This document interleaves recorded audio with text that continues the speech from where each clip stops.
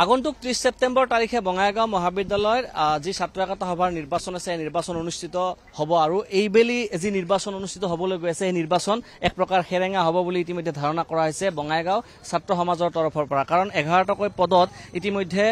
ইয়াতে প্ৰতিদ্বন্দ্বিতা হোৱা কথা আছিল কিন্তু 9টা পদ ইতিমধ্যে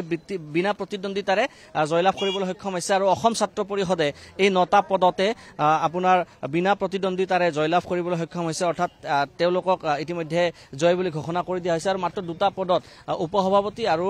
যি সোশ্যাল সাৰ্ভিস আছে সেই পদ দুটাতহে প্ৰতিদ্বন্দ্বিতা হ'ব বুলি ইতিমধ্যে আমি জানিব পাৰিছো অৰ্থাৎ যদি চাবলৈ যায় তেতিয়াহ'লে 2টাকৈ পদত মাত্ৰ প্ৰতিদ্বন্দ্বিতা হ'ব এইবেলি যি ছাত্ৰ একতা সভাৰ সাধাৰণ নিৰ্বাচন হ'বলৈ গৈ আছে মোৰ সৈতে অসম ছাত্ৰ পৰিষদৰ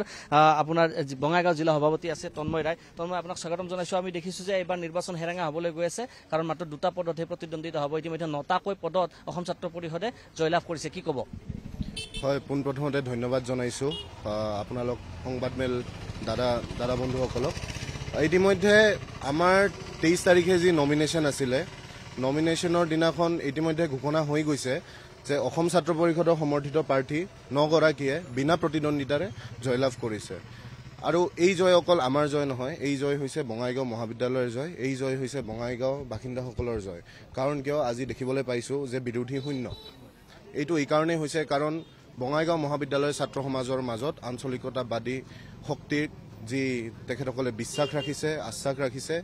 তাকে লৈ আজি এই জয়টো আমি সমৰ্থন জনাইছো আৰু মাত্ৰ 2টা পদত প্ৰতিদ্বন্দ্বিতা হ'ব হয় 2টাকে পদত আমাৰ প্ৰতিদ্বন্দ্বিতা হ'ব আমাৰ উপসভাপতি পদত প্ৰতিদ্বন্দ্বিতা হ'ব আৰু যি সমাজ সেৱা সম্পাদক পদবী আছে তাতে আমাৰ প্ৰতিদ্বন্দ্বিতা হ'ব আচ্ছা 9টা পদত আপোনাৰ কোনো বিৰোধীয়ে কোনো ধৰণৰ প্ৰতিদ্বন্দ্বিতা নবঢ়ালে নেকি কেনেকুৱা ধৰণৰ হৈছে 9টা পদত বঙাইগাঁও মহাবিদ্যালয়ৰ ইতিহাসত যিমান দূৰ আমি গম পাওঁ বঙাইগাঁও মহাবিদ্যালয়ৰ ইতিহাসত প্ৰথমবাৰৰ কাৰণে এনেকুৱা হৈছে যে সাধাৰণ সম্পাদক পদৰ বাবে অকল এজনেই প্ৰতিদ্বন্দ্বিতা আগবঢ়াইছে আৰু সেইটো হৈছে আমাৰ সমৰ্থিত প্ৰাৰ্থী আমাৰ নৱনিৰ্বাচিত সাধাৰণ সম্পাদক বঙাইগাঁও মহাবিদ্যালয়ৰ বিবেক সিংহ মানে অৰ্থাৎ আপোনাৰ চাবলৈ যদি যায় এবাৰ নিৰ্বাচন হেৰেঙা হ'ব এইবাৰ হেৰেঙা হ'ব দেখিবলৈ পাইছে অসম ছাত্ৰ পৰিষদৰ সভাপতি তেখেত তন্ময় ৰায় আৰু তেখেতে উল্লেখ কৰিছে যে 9টাকৈ পদত ইতিমধ্যে তেখেতসকলৰ যি সমৰ্থিত আপোনাৰ প্ৰাৰ্থী আছে অসম ছাত্ৰ পৰিষদৰ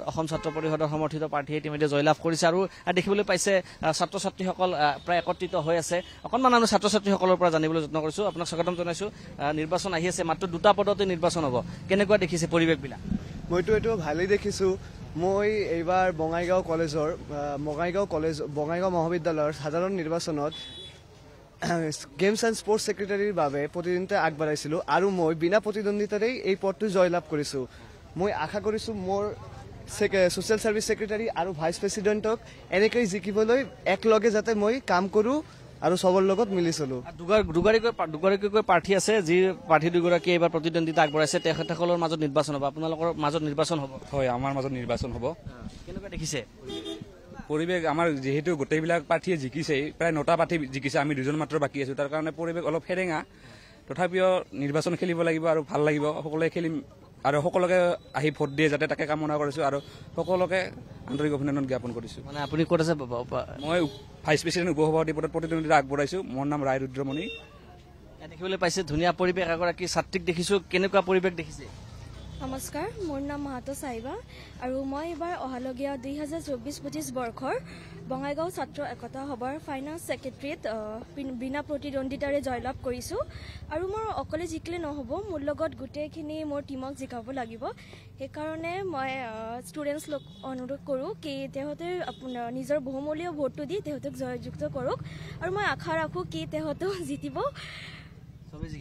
জিকিব অসম ছাত্ৰ পৰিষদৰ আপুনি অসম ছাত্ৰ পৰিষদ দেখিবলৈ পাইছে অসম ছাত্ৰ পৰিষদৰ এক প্ৰকাৰ তেখেতসকলৰ এই যি জয়যাত্ৰা তেখেতসকলৰ যথেষ্ট সুদৃঢ় হৈছে ইতিমধ্যে 9টাকৈ পদত তেখেতসকলৰ যি প্ৰতিদ্বন্দ্বী আছে বিনা প্ৰতিদ্বন্দ্বিতাৰে জয়লাভ কৰিছে তাৰ সমান্তৰালকৈ দুগৰাকী দুটাকৈ পদত এতিয়া প্ৰতিদ্বন্দ্বিতা হ'ব আৰু 30 তাৰিখে সাধাৰণ নিৰ্বাচন আছে আৰু নিৰ্বাচনৰ প্ৰাক্ষণত আমি বঙাইগাঁও যি মহাবিদ্যালয়ৰ প্ৰাংগণ আছে প্ৰাংগণৰ পৰিৱেশ দেখুৱাইছো আয়ুষ আছে মোৰ সৈতে আয়ুষে দেখুৱাই গৈ আছে আৰু এই ধৰণে এটা উখল মাখল পৰিৱেশ দেখিবলৈ পোৱা গৈছে কিন্তু পূৰ্বৰ দৰে এইবাৰ নিৰ্বাচন যি আছে সাধাৰণ নিৰ্বাচনে হেৰাঙা হ'ব বুলি ইতিমধ্যে ছাত্ৰ ছাত্ৰীসকলে অনুভৱ কৰিছে কাৰণ মাত্ৰ 2টাকৈ পদতহে নিৰ্বাচন অনুষ্ঠিত হ'ব এইবেলি বঙাইগাঁও মহাবিদ্যালয়ৰ ছাত্ৰ একতা সভাৰ নিৰ্বাচনত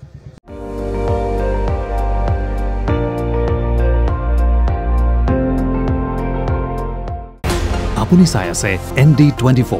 সৰ্বশ্ৰেষ্ঠ নহয় সৰ্বোত্তমৰ দৌৰা